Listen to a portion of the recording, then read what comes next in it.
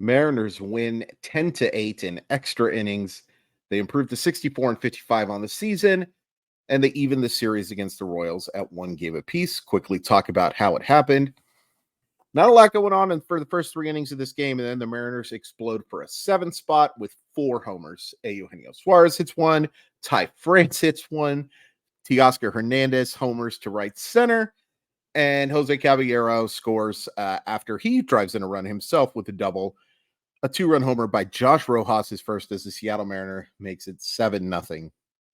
In the 5th, Royals get 5. Michael Garcia singles home MJ Melendez, and Bobby Wood Jr. smokes a grand slam. What a player this guy is. We'll talk about it. 7-5. Teoscar Hernandez gives the Mariners some insurance, and they needed it with a double that scores Eugenio Suarez. 8-5. In the 9th, Michael Massey singles home 2.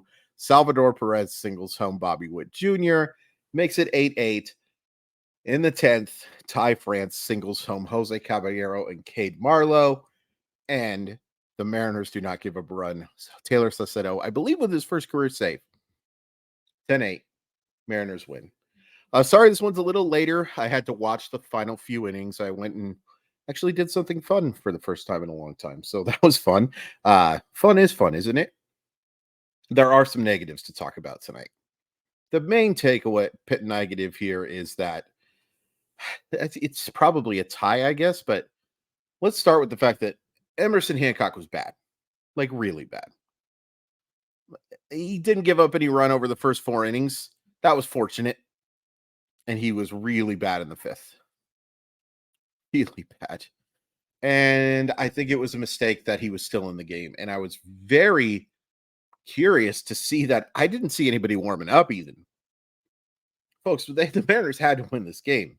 Why do you not have somebody warming up? If your bullpen in the back end is that bad, that is a problem, folks. If you can't trust Isaiah Campbell or Devin Sweet, who I think is still on the roster, or whoever the heck it is, that's that 13th person, that's trouble. That is trouble. And Munoz. Look, none of those runs end up being earned, which is, it is what it is. Josh Rojas makes an error. The fact that none of them are earned is silly to me. Whatever. Andre Munoz wasn't good tonight.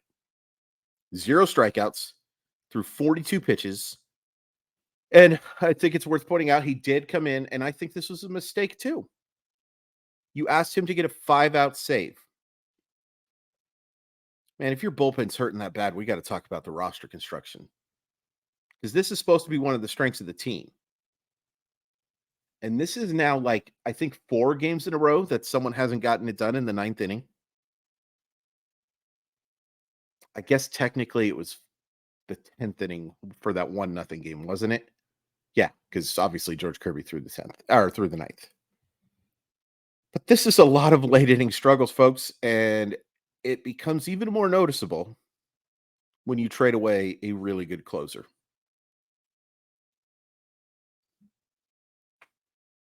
Can't help but notice it. It's kind of weird because I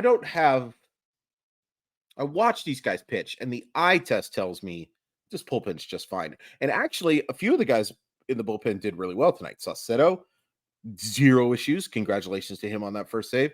Topak gives up a couple of hits, but works around him pretty easily. He's been excellent this year. I wonder if you might see Topak get some save chances pretty soon. And then Gabe Spire did a great job as well. So 3 of the 4 did great. Unfortunately, Munoz, who is supposed to be your best reliever, and that would be true even if Paul Sewald was here. Even if Paul Sewald was here, you would say, who's your best reliever? It's Andre Munoz. And he just hasn't looked great. He's not missing bats. And there's no way in heaven he is available going forward. They are certainly not available tomorrow. I wouldn't be surprised after throwing 42 pitches if we don't see him again until the weekend. That's not great. Now, Brash should be available. Topa, Spire, Saucedo, all should be available. But this is an issue, especially when you've got guys like Emerson Hancock starting baseball games for you. I think Emerson Hancock has a chance to be a solid back end starter someday. But neither one of these starts has been terribly impressive to me. He was okay in the MLB debut. And I give him a little bit of a pass because MLB debuts can be real tough.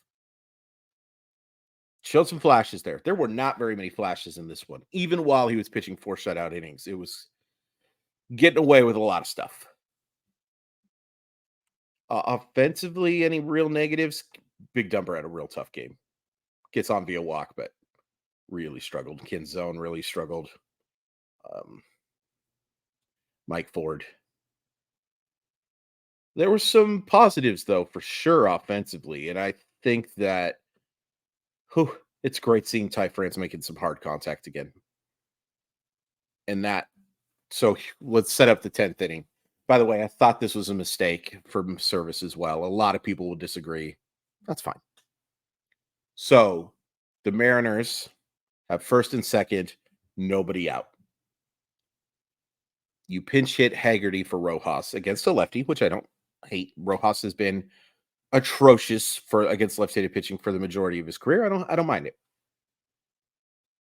I don't like Haggerty bunting in that situation. Now, I don't like Haggerty hitting in that situation either. But here's the problem.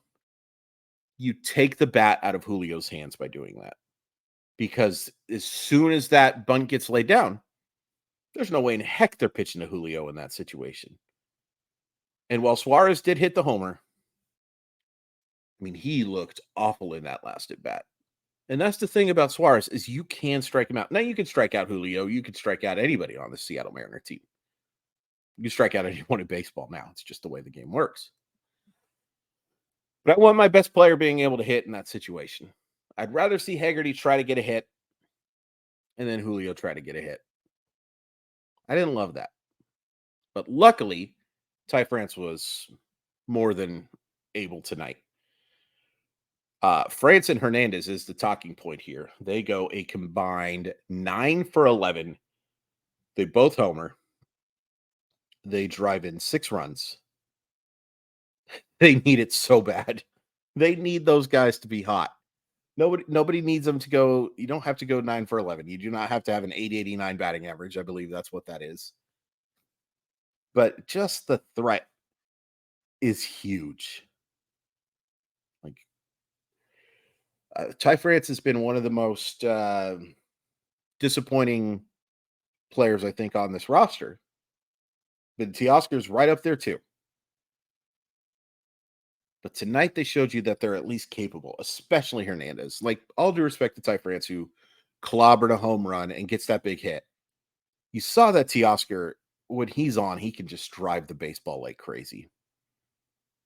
He's had some bad luck, but he's disappointed. I don't think there's any doubt that he's disappointed, but there have been those flashes of brilliance, a lot more than France. I don't know why I'm comparing them, but whatever. Teoscar's got to be a guy down the stretch. And he was tonight. He certainly was tonight. Nice game from Jose Caballero. I thought he looked good at shortstop, too. Thought he looked really good at shortstop. Rojas with that home run. He does make that error. Defense is not something I really worry about with Rojas too much. It's great to see him driving the baseball. He has not done it at all this year for the Diamondbacks and really for the Mariners. It certainly helped tonight that Jordan Lyles was horrific. The fact the Mariners only got 7 tonight was kind of disappointing. They should have gotten more off Lyles tonight. And it's also worth pointing out that this, they're while France and Hernandez got a bunch of hits, they got 1 run off of Max Castillo, Taylor Hearn, Dylan Coleman, and something called James MacArthur. I haven't seen James MacArthur in a long time. I thought he was still in the Phillies organization, to be honest with you. That's not great. It's hard to complain too much when you score 10. But this has been an issue for the Mariners all year, is they have to have the big inning to have games like this. Like, what's the last time you saw the Mariners score like 2-3, 2-2? Like have 4 multi-run innings or 3 multi-run innings. It's hard, but the Mariners just don't do it at all. What you'll see from the Seattle Mariners sometimes is 0-0-0-0. You saw it tonight. 0-0-0-0-7, 0-0-1, 0-0-0-2. Almost seems like I'm speaking binary. Like there just has to be more consistent threats. 4 homers in an inning, though. That's crazy. Don't know when the last time the Mariners did that. It seems like it's been a while. Had to have this one. And what a disaster of a loss it would have been to have another blown save against a terrible. By the way, Kansas City can win the rest of their games this year, and they will still finish with a losing record. That's insane. This early in the season, Kansas City and Oakland have already clinched losing records. Not great.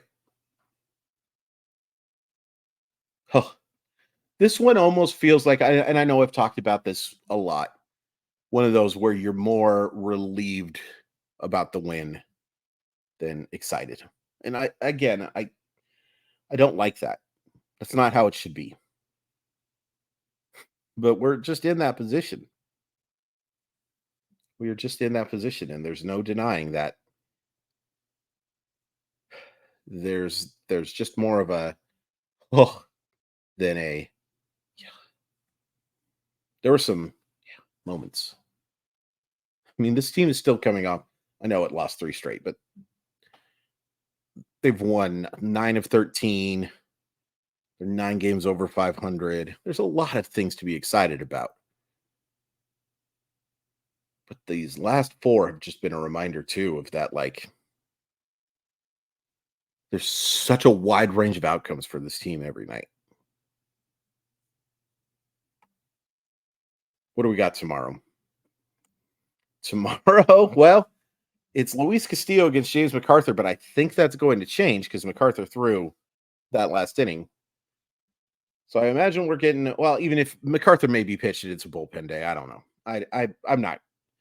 I love to give you guys accurate information. I don't really give a crap about that. Mariners could use 7 innings from Luis Castillo tomorrow. Like, not asking him to pitch to contact, but I'm asking for a nice, efficient Luis Castillo start. Helps that you got Kirby going the next day, and Kirby's been so darn good. But the Mariners could really use a nice break for their bullpen.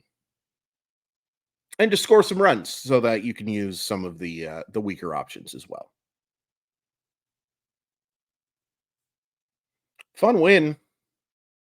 3 of 10 games now go into extra innings.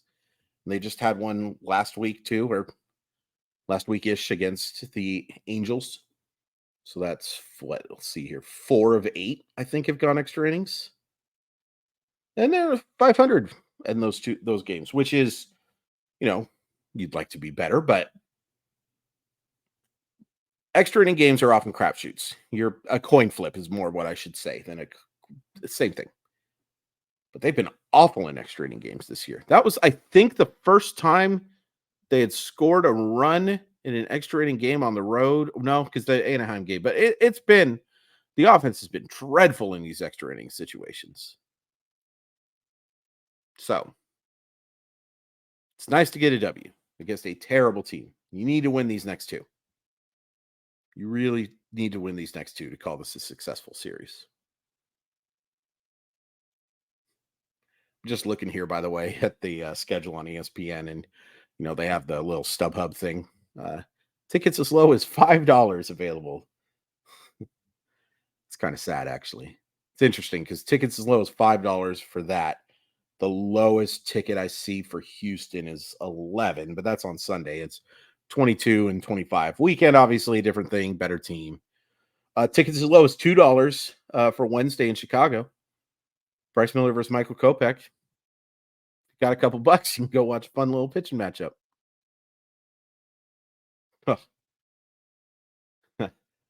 So I was indisposed. I couldn't watch the game. And then I came back and watched the final 3 innings. Thank you, DVRs. I mean, just following along on my phone and seeing how they won.